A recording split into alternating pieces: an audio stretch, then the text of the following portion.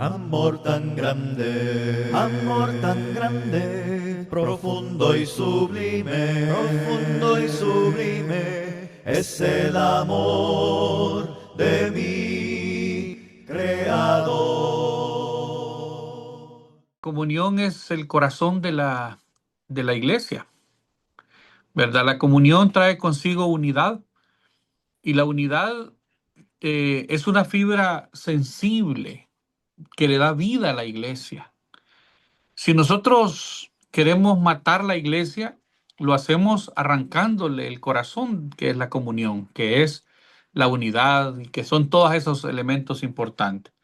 Por eso la comunión es el corazón de la iglesia. Y tenemos que aprender, hermanos, a que esto hay que cultivarlo.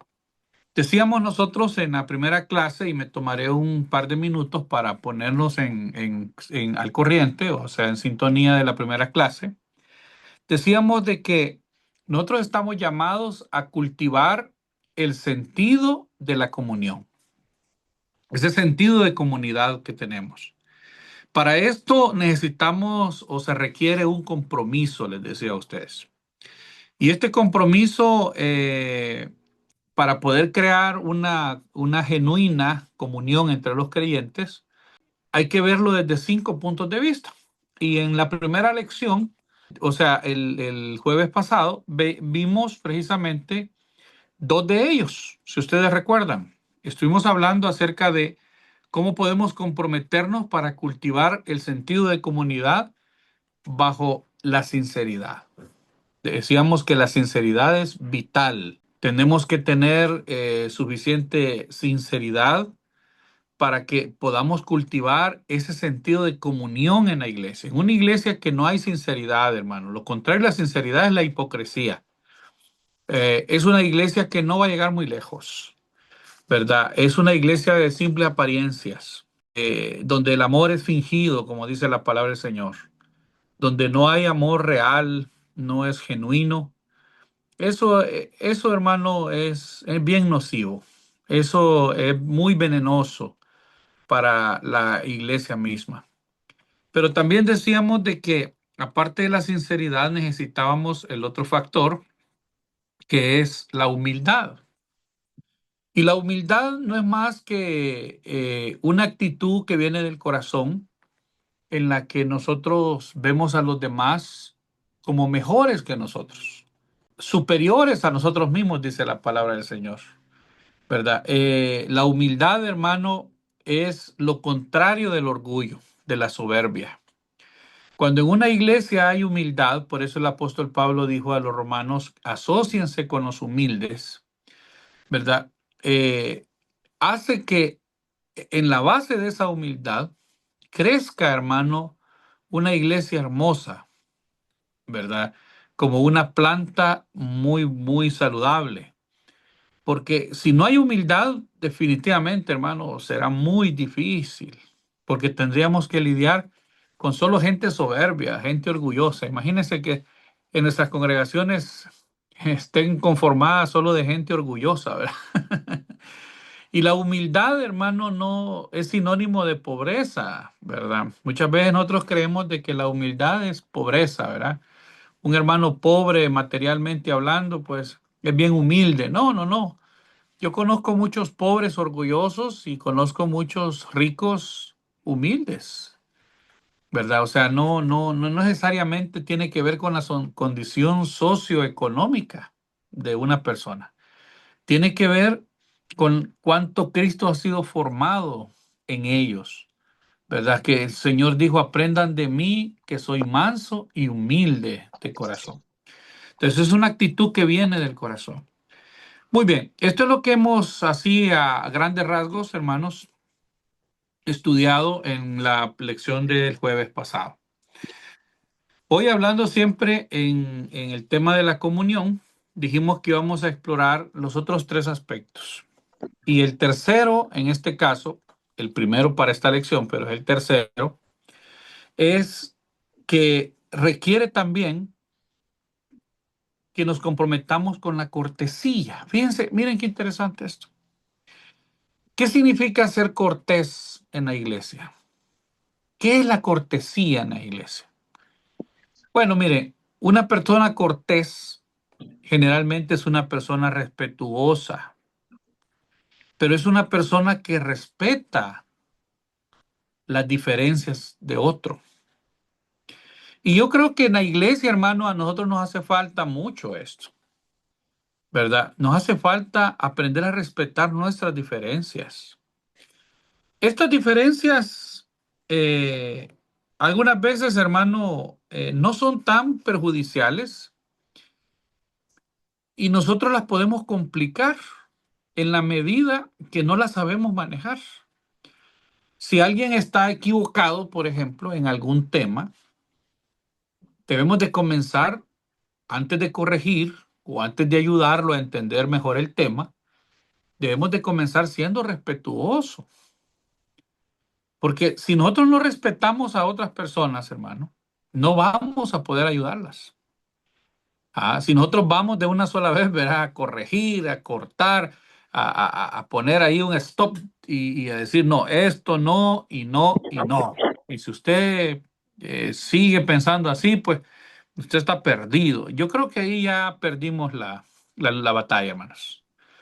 Tenemos que comenzar siendo corteses, dejando que la persona exprese, considerándonos a nosotros mismos, dice el libro de Gálatas, ¿verdad? La cortesía es respetar nuestras diferencias, ser considerados, hermano, con los sentimientos de otras personas, ser paciente con otras personas, sobre todo aquellas personas que nos irritan o nos incomodan, o son personas que dicen cosas que no son agradables a nuestros oídos, o quizás contradigan lo que nosotros hemos aprendido. Por ejemplo, fíjense que en Romanos, en el capítulo 15, en el versículo 2, ¿qué dice, hermano? Romanos 15:2. Dice, cada uno de nosotros agrade a su prójimo en lo que es bueno, dice, para edificación. Y pone el precedente más fuerte, dice el versículo 3, porque ni aun Cristo se agradó a sí mismo. Antes bien, como está escrito, los vituperios de los que me vituperaban cayeron sobre mí. Entonces, si usted nota, nosotros debemos de perseguir todo aquello que contribuya a nuestra edificación. Ser pacientes, ser tolerantes, ser respetuosos, respetar a unas diferencias que podamos tener, porque hermano, seamos, seamos sinceros, no, nunca nos vamos a poner de acuerdo en todas las cosas. Va a ser bien difícil, difícil. Estar unidos en una misma mente y un mismo parecer es un reto. Y algunas veces no vamos a lograr hacerlo. Pero la pregunta es, ¿por esa razón vamos a fracturar la comunión? Miren, yo vengo, hermanos, de ver muchas cosas en la iglesia.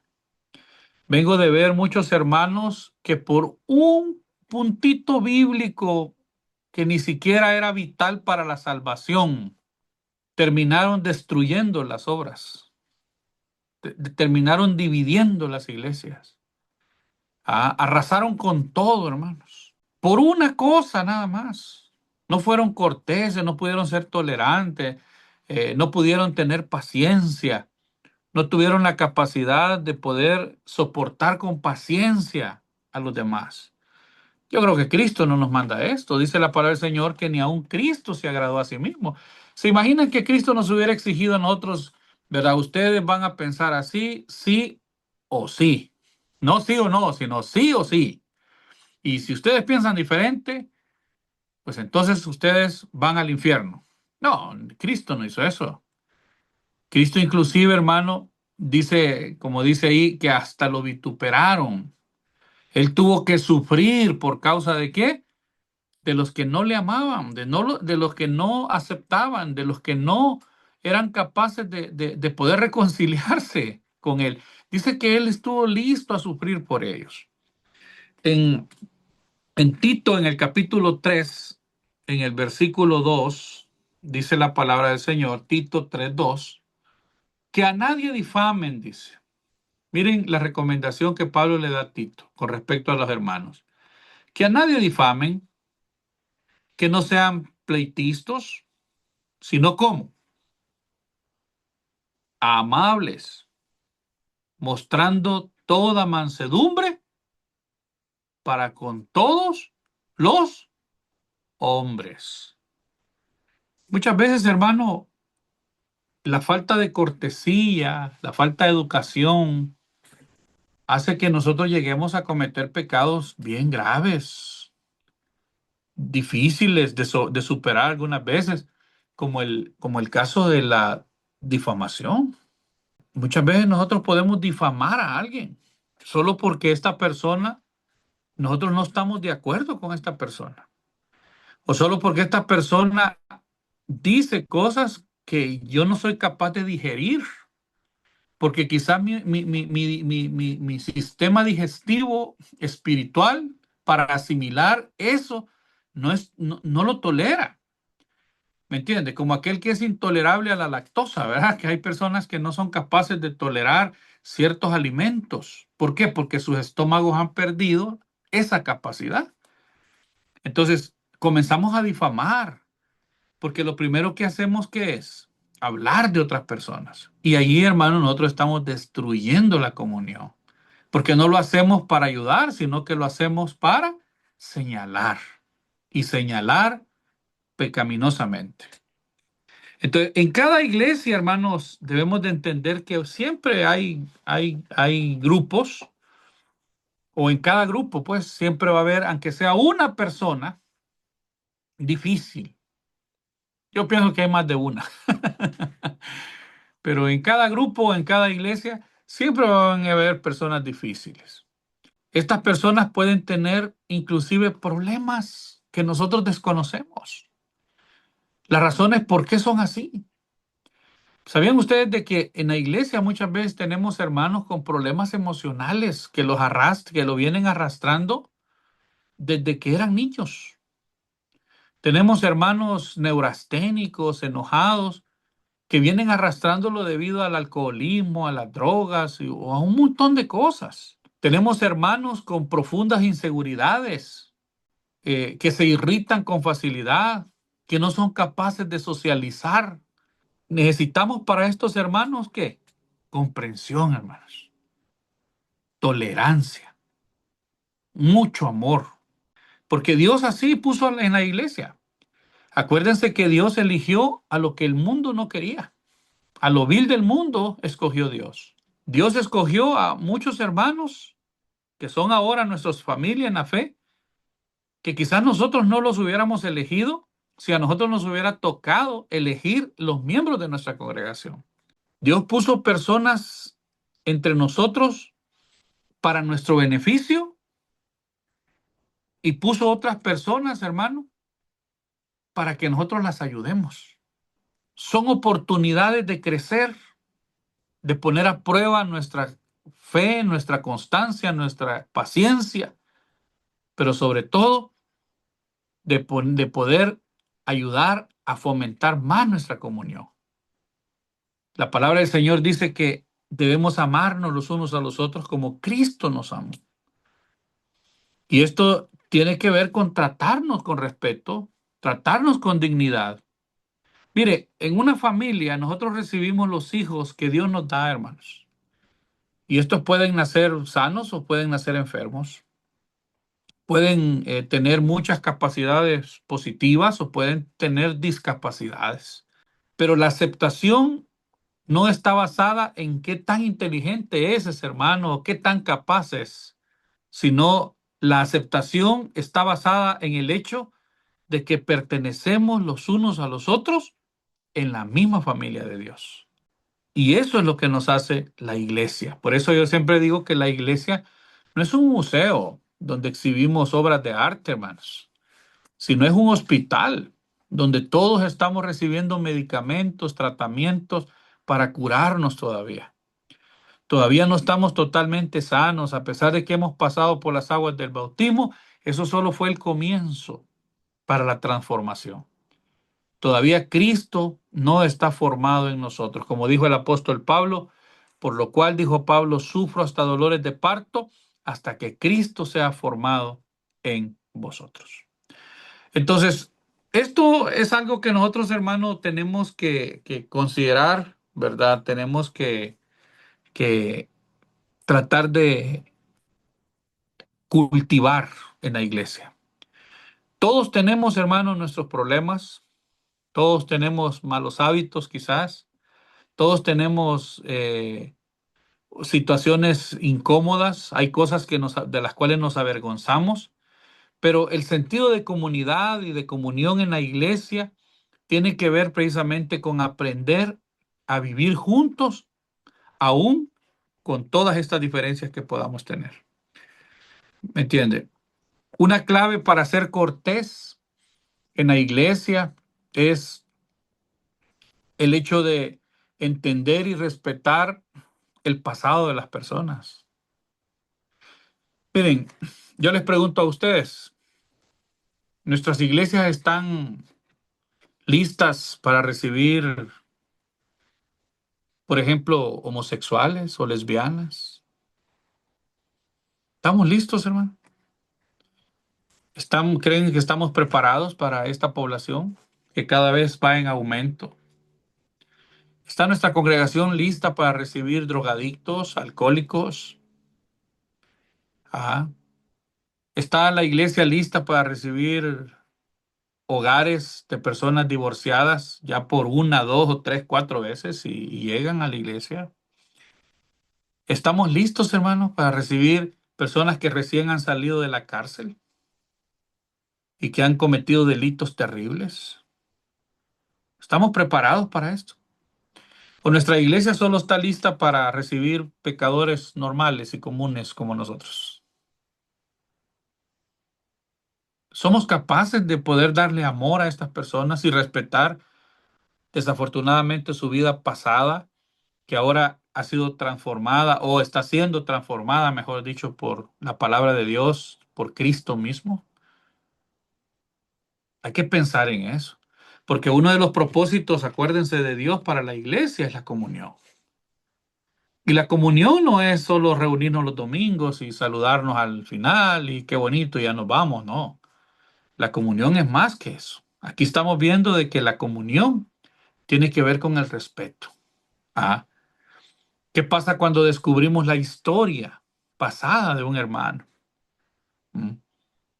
Y es algo incómodo. Cuando sabemos de que lo que ha vivido, ha pasado, es una cosa muy fea. Ah, entonces, es importante esto, hermano. Parte de la cortesía también es aprender a minimizar las dudas. Tenemos que darle voto de confianza a las personas. Solo porque nosotros a lo mejor no superamos un problema, creemos que los demás también no lo van a superar. Y tenemos que aprender a darles ese voto de confianza. ¿Me entiende? Entonces, esto es bien bonito, hermanos. Esto es bien interesante. Estos son temas que hay que hablarlos como iglesia.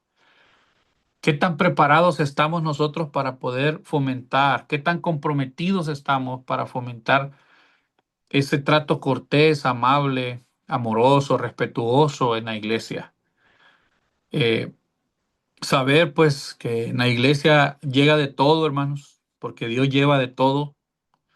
Y dice la palabra del Señor que Él ha venido a los enfermos, no ha venido a los sanos. No, no llega a la iglesia la gente más educada de la sociedad, los que moralmente están más enfocados. No, no, no.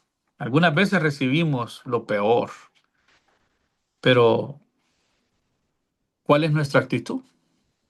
¿Verdad? Entonces, este es el punto número 3. El punto número 4, hermanos, es que debemos aprender a comprometernos también con lo que vamos a llamar confidencialidad. A ver, ¿qué significa esto? Mire, solo en un ambiente de confianza plena, de seguridad, en la aceptación cálida, las personas son capaces de compartir sus heridas y sus necesidades. ¿Qué actitud tienes tú cuando un hermano se acerca y te cuenta algo privado, algo íntimo? ¿Se queda contigo? ¿Oras por eso? ¿Lo ayudas a superarlo? Y si no eres capaz de ayudarlo a superar, buscas ayuda con hombres sabios o personas sabias en la iglesia que puedan ayudar. Hay personas que te van a confiar sus errores más profundos. Ajá. Tú, por ejemplo, eres capaz de confiar esto. Tú tienes un hermano de confianza en la iglesia a la que tú le puedes abrir también tu corazón y le puedes contar, puedes llorar en ese hombro, puedes hablar con toda libertad y decir, hermano, no logro superar esto. Yo siento que tengo este problema, estoy batallando con este problema, tengo este defecto, ayúdeme. ¿Tienes en la iglesia alguien así? Porque si tú no tienes en la iglesia alguien así, eso tú ya puedes ir teniendo un diagnóstico del tipo de iglesia en la que tú estás cultivando también. Y cuando una persona se acerca a ti, te confía, te abre tu corazón y te cuenta cosas, ¿qué tan confidencial eres? Muchas veces los hombres cometemos los errores, sobre todo estamos casados, de recibir este tesoro, hermanos, porque se convierte en un tesoro. Y vamos y lo contamos a las esposas, y las esposas quizás no son tan prudentes y lo cuentan a otras personas, y de repente toda la iglesia sabe el problema del hermano. ¿Todo por qué? Porque no valoramos la comunión, porque no entendemos de que esa persona está confiando en nosotros, está tratando de que nosotros seamos confidenciales. Muchas veces nosotros confundimos esto con consentidores o tolerantes, ¿verdad? No, no, es que yo no voy a consentir el pecado. No, no, no se trata de eso. Cuando tú oras a Dios, dice la palabra del Señor que tú oras en lo secreto. Es como que tú le cuentes un secreto a Dios. Miren, hermanos, les voy a decir algo. En la vida todos necesitamos, todos, absolutamente todos, necesitamos un maestresala. Todos necesitamos que alguien nos diga si lo que estamos haciendo está bien o está mal. Todos lo necesitamos, hermano. Pero tú debes de aprender a elegir ese maestresala. Y ahí es donde entra el tema de la confidencialidad. Mire, nosotros en la congregación hemos tenido que tratar casos difíciles. Nadie se ha dado cuenta, hermanos. Luego los hermanos a lo mejor se enteran por otras fuentes y vienen con nosotros y nos dicen, mire, ¿sabía usted esto? Decimos, sí, hace mucho. De hecho, ya está solucionado. Actualízate. Lo que tú tienes es reventa. ¿Y saben por qué estas personas hasta ese momento se enteran? Porque no son dignos de confianza. Porque tú no le abres el corazón a cualquier persona. Únicamente a aquellos que son dignos de confianza. ¿Sí o no? Y díganme, hermanos, ¿no quisiéramos tener personas dignas de confianza? Que se conviertan en nuestros tutores. Como dijo Pablo a los Gálatas, yo he sido su tutor, su ayo para llevarlos a Cristo, los he llevado de la mano. Todos necesitamos a alguien que nos diga si lo que estamos haciendo está bien o está mal. Pero desafortunadamente, hermano,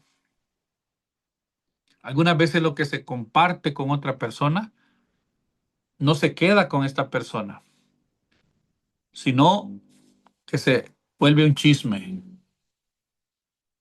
y eso destruye la comunión. No hay confidencialidad. ¿Y saben qué es lo más triste y lo más doloroso? Que algunas veces los que propagan ese chisme son los mismos predicadores. No tienen algo que se llama ética. Eso es triste. Dios odia el chisme, hermanos. Especialmente cuando tratamos de pasarlo haciéndolo como una petición de oración. Mira, te voy a contar algo, ¿verdad? Para que tú ores por él. Es chisme. ¿Ah? No necesitamos publicarlo ni compartirlo con otras personas si alguien nos los ha confiado, porque lo convertimos en un chisme. En Proverbios 16:28, qué interesante. Proverbios, te dije 16:28, dice así: el hombre perverso levanta contienda. Sí, esos abundan, pleitistas. Pero el chismoso dice que aparta ¿a quién? A los mejores amigos. Siembra discordia. ¿Eso pasa o no? Nos hemos hecho muchas veces a enemigos de personas, hermano, que nunca nos han hecho un daño a nosotros por un chisme. A eso la palabra del Señor le llama cizaña. Hace poco yo les compartí una imagen de eso, que la cizaña es tan venenosa, es tan dañina, que terminamos haciéndonos enemigos de personas que nunca nos han hecho daño a nosotros. Y eso es triste, hermanos. El chisme siempre causa heridas, divisiones, destruye la comunión, y Dios confronta, fíjese, a los chismosos. Dios castiga a los chismosos, ¿verdad? ¿Por qué? Porque Dios sabe que eso destruye, hermanos. Tenemos que ser no solo corteses, no solo, bueno, si venimos desde el principio, sinceros, humildes, corteses y también confidenciales. Y por último, el tercer elemento es, debemos de aprender a comprometernos con la frecuencia. A ver, ¿qué significa la frecuencia? Esto tiene que ver, hermano, con tener contacto frecuente y habitual con nuestros hermanos, porque esto construye la comunión genuina. Ustedes saben que las relaciones en la iglesia o en cualquier grupo toman tiempo, ¿o no? Siempre toman tiempo. Y la Biblia nos dice precisamente ahí en Hebreos, en el capítulo 10, en el versículo 25, que es un texto muy conocido por nosotros, pero lo vamos a volver a leer. Hebreos 10:25, miren lo que dice. Dice, no dejando de congregarnos, como algunos tienen por costumbre, sino exhortándoos y tanto más cuando veis que aquel día se acerca. Eso quiere decir, hermano, que nosotros estamos llamados a desarrollar el hábito de reunirnos. Un hábito es algo que se hace con constancia, con frecuencia. No de vez en cuando, ¿verdad? No, no es que tiene que reunirse cuando tenga ganas o cuando pueda. No, hay que esforzarse por reunirse. Hay que tomar tiempo para esto. Porque formar relaciones, hermano, profundas requiere tiempo.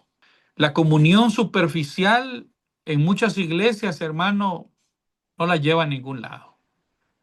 Cuando no pasamos suficiente tiempo juntos o cuando no pasamos el suficiente tiempo escuchando la palabra del Señor o platicando, charlando con las personas. Miren, hoy en día,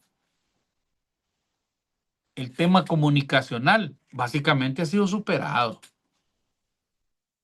Miren, nosotros estamos los martes y estamos los jueves juntos. Y hermanos que de diferentes países.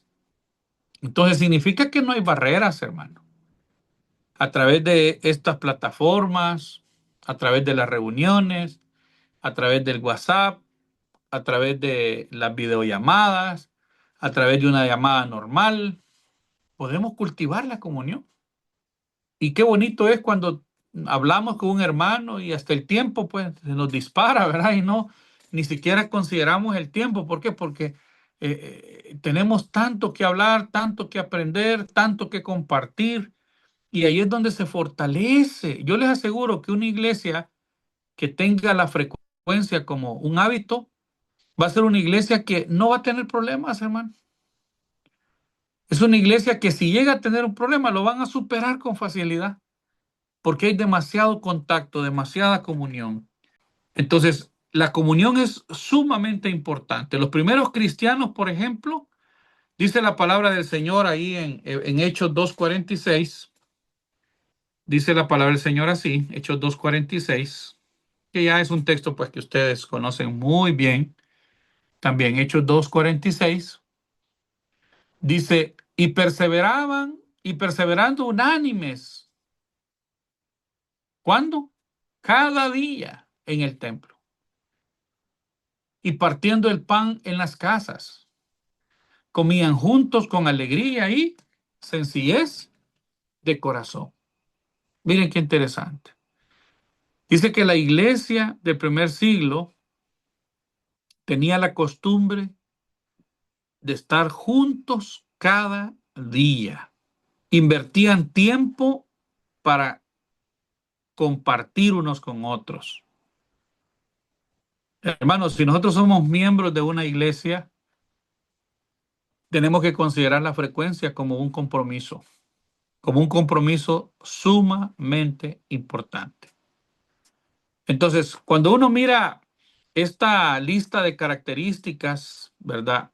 La sinceridad, la humildad, la cortesía, la confidencialidad, la frecuencia, significa, hermano, que tenemos mucho por hacer, que hay mucho trabajo también por hacer, pero que vale la pena, porque la comunión es precisamente parte del plan de Dios para con nosotros. Fíjense que la palabra del Señor dice que cuán hermoso es que los hermanos habiten juntos en armonía. Entonces Dios quiere que sus hijos vivan, anden en armonía, que nos veamos como una sola familia, ¿verdad? Y para esto pues tenemos que trabajar bastante, hermanos. Amor tan grande, profundo y sublime, es el amor de mi Creador.